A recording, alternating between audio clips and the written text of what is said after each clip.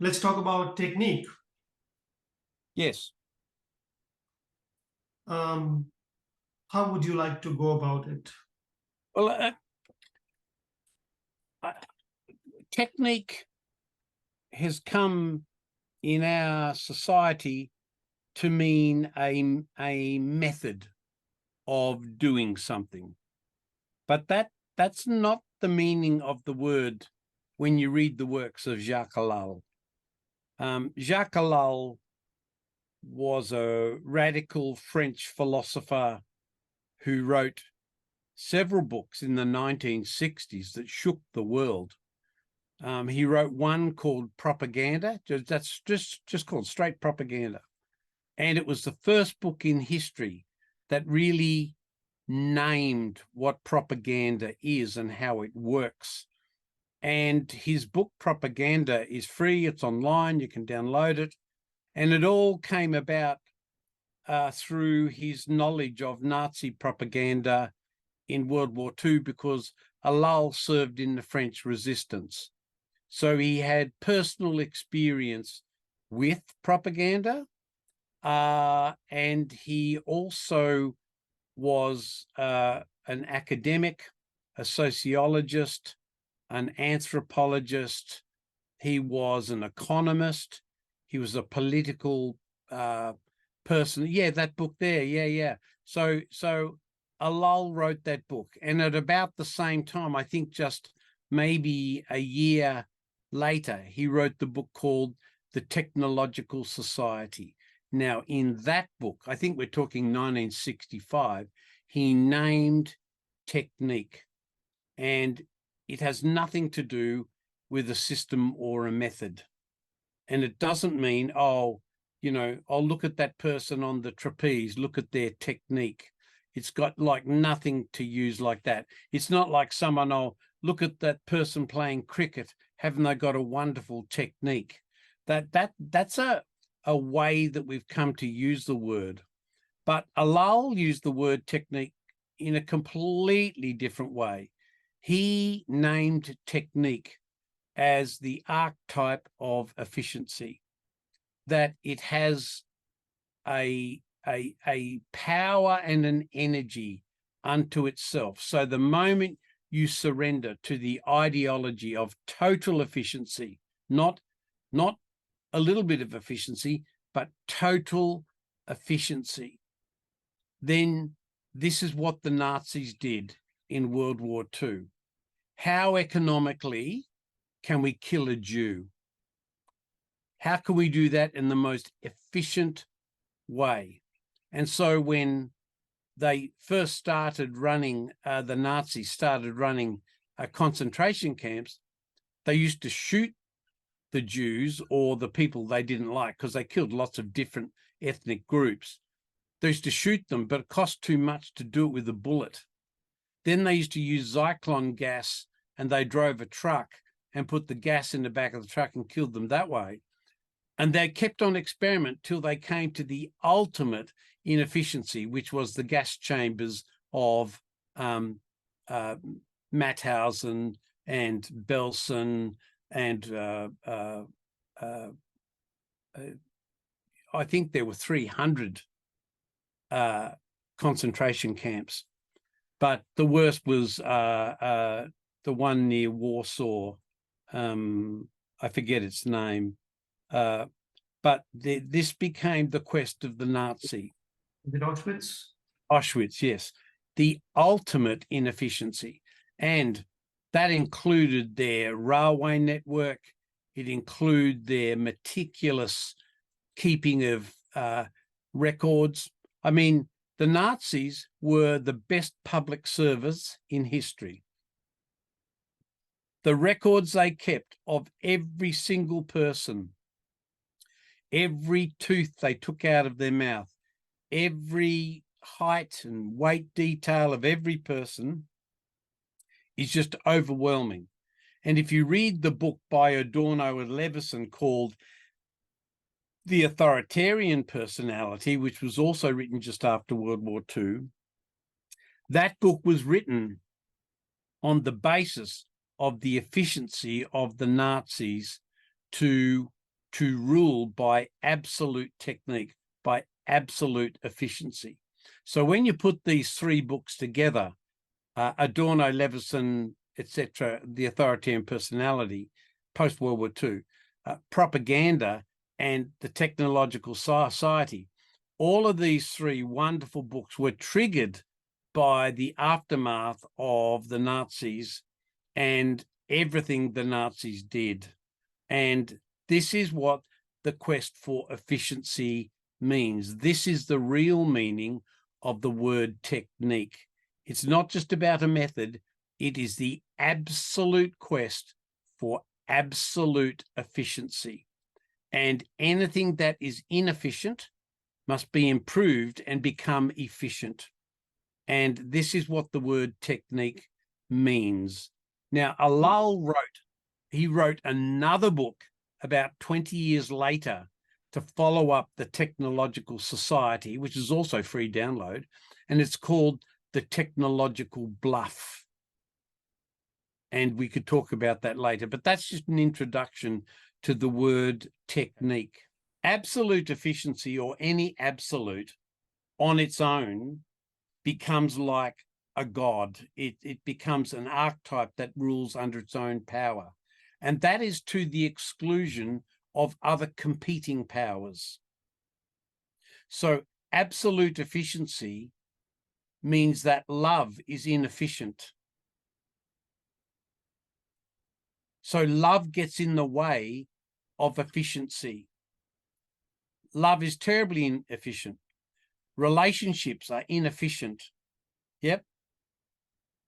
Because so much time, you imagine the waste of time and the waste of efficiency of two people in love staring into each other's eyes, talking about who knows what, and then after 4 hours they notice the time has gone and all they've had is a cup of coffee and enjoyed each other's company. How inefficient is that? You know, so it's like if you look at First Nations people who have no sense of technique, none. And I can't talk about Canadian First Nations people, although I'm reading a wonderful book that was given to me by Frank on Indigenous healing psychology, wonderful book. And there's lots about Alaskan Indians, Canadian Indians, American Indians, and First Nation Indians, like in Australia, who have never been efficient, and it's not part of their culture. So let me talk briefly about Australian Indians, Australian First Nations people.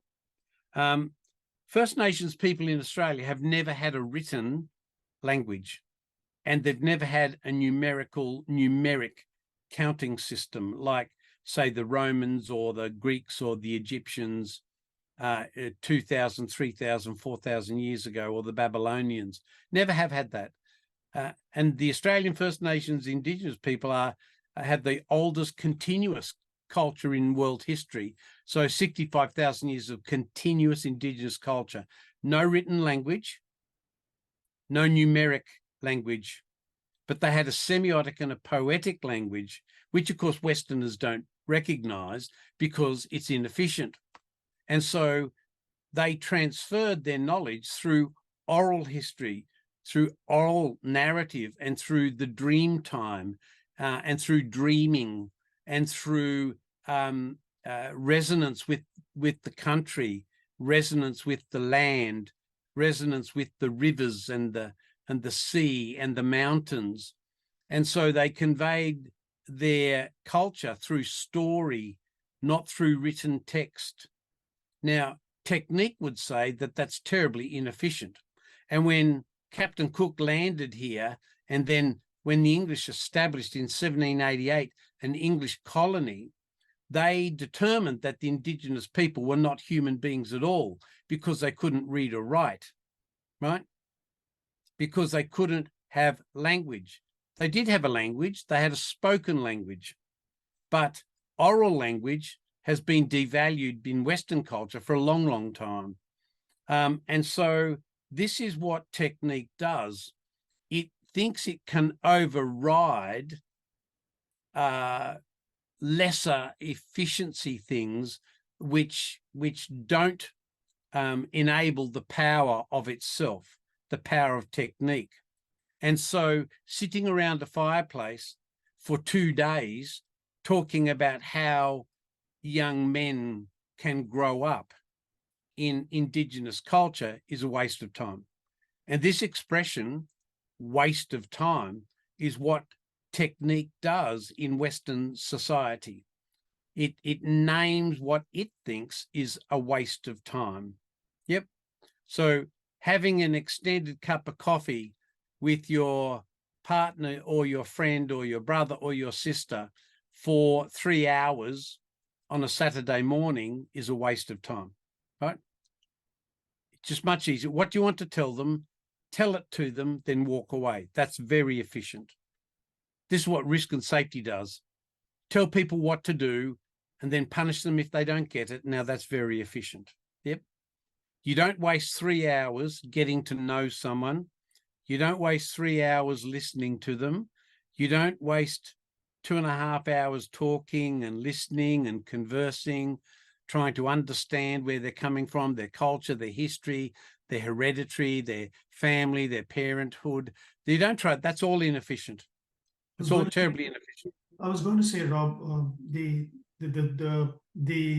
thing that interests me here is that there are so many.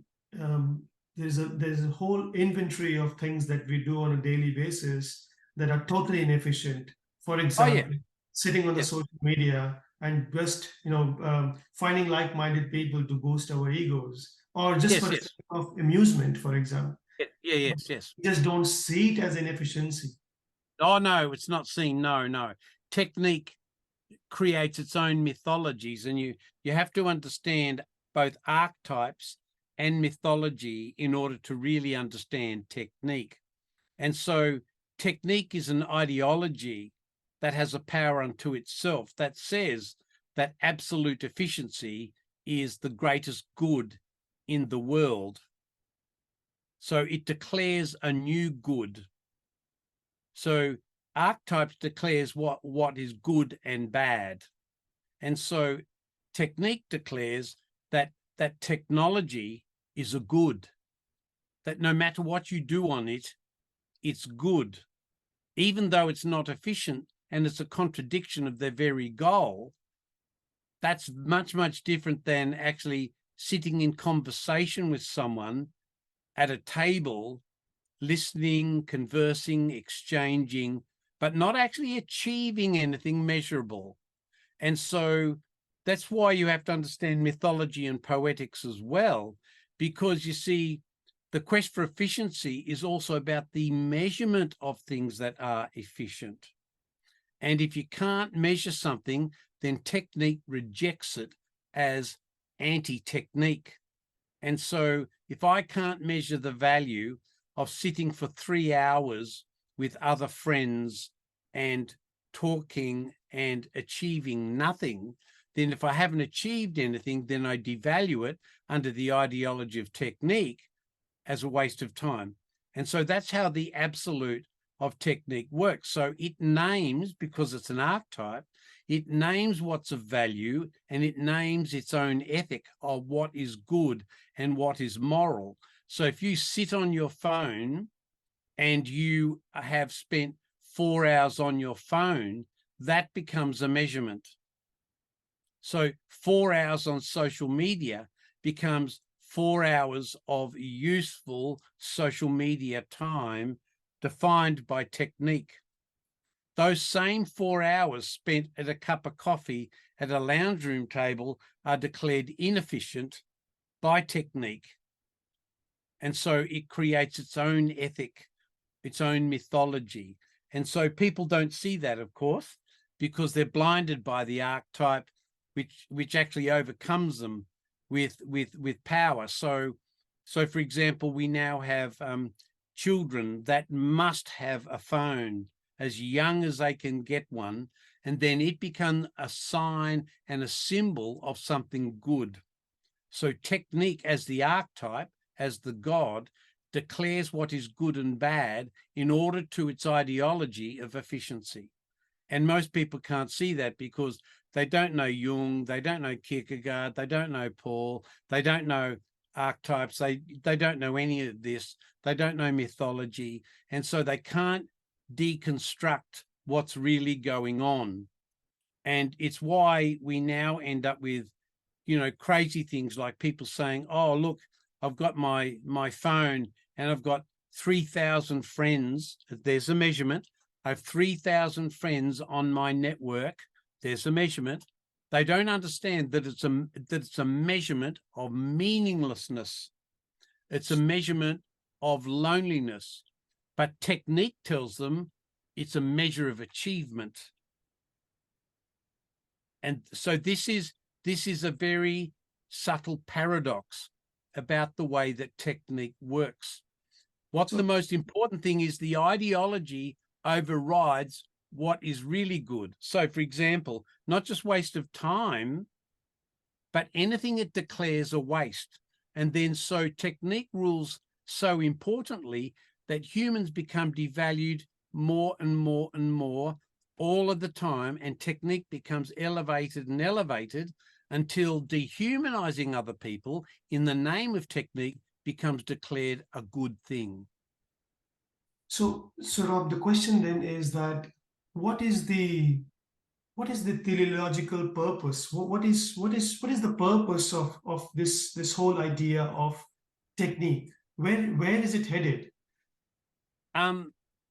Well, the funny thing is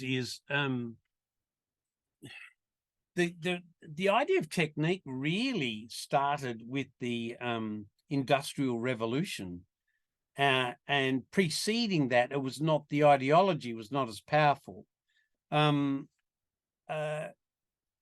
So probably post 1600s, you know, and the invention of steam engines and the development of coal power and so on, really accelerated the quest for technique, the quest and this growth in the ideology.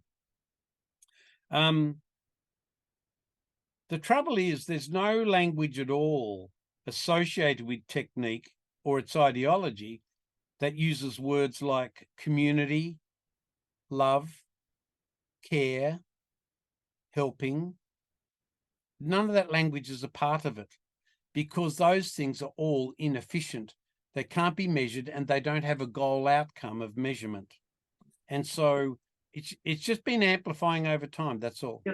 My question really was that, there is a tendency for some people to think of technique as uh, as something that comes from or through capitalism, but I think it's a lot more than that. Oh yeah, goodness me, yes. Capitalism came much after, from what you describe.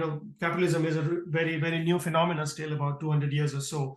But Yeah. what you are describing is this mass urbanization, this mass production, this growing, burgeoning population, and so on, has basically amplified the idea of technique to the point that nobody questions it anymore. And so it's No. become like a religion, like an archetype, like you said. Yes. Well, that's why we use the word ideology with it.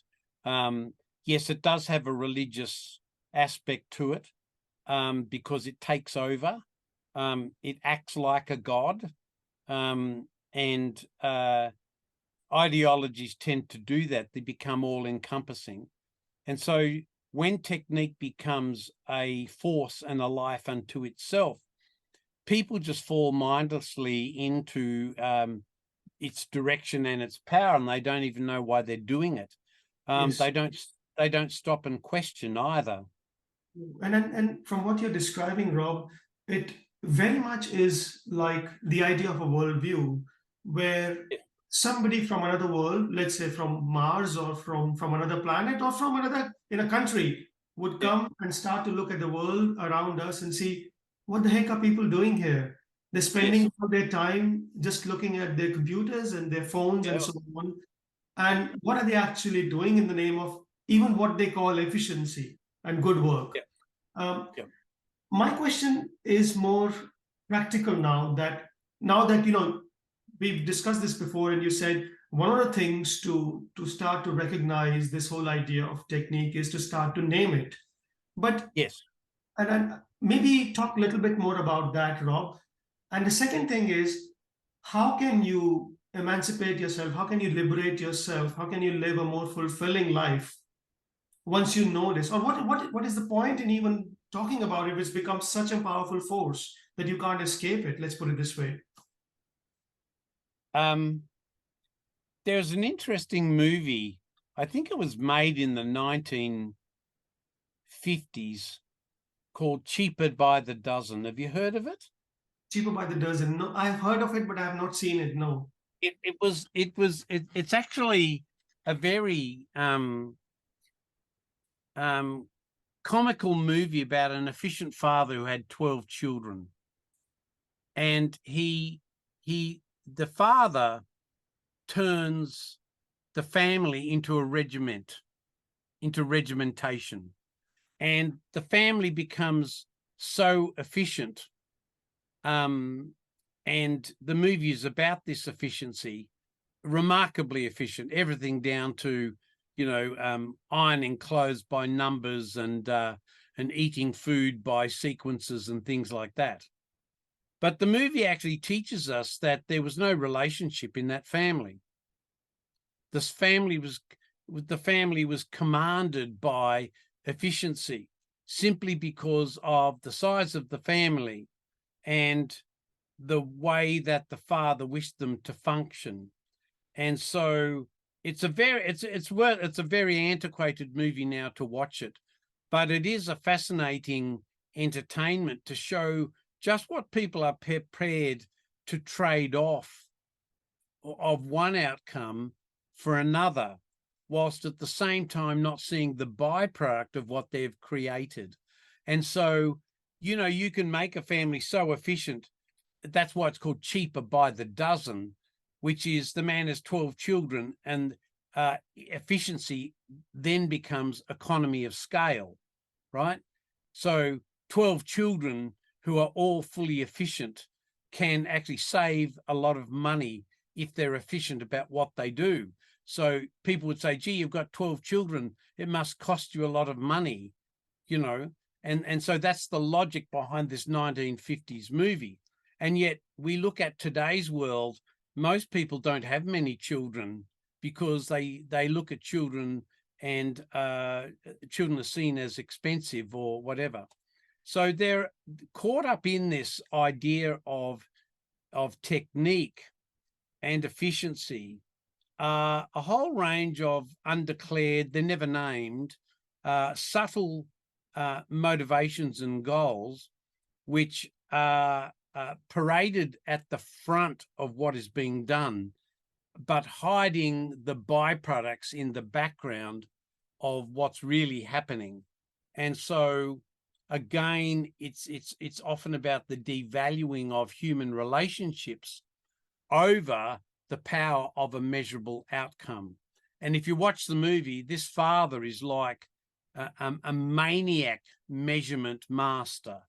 It's like, get the stopwatch out, and if you can fold your shorts and shirt in 10 seconds, let's try to get that to 8 seconds.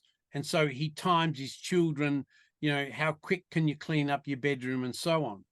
And the byproduct is a complete loss of relationship. Yes. And again, I don't know, we should put a link to this. It would be a free movie by now. You could watch it. Yeah. Called Cheap. Sorry, Yeah. go on. A couple of things come to mind. One is that Frederick Taylor, when he was on his deathbed, just Oh, about to yes. die, he had a Yes. stopwatch in his hand, actually counting time. So Wow.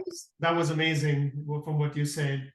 The other thing is a story comes to mind, Rob, in terms of the uh, the practical limitations of this worldview, which is this. It's a very simple story, but speaking to a ship manager whose ship nearly scraped the jetty as she was departing from the port.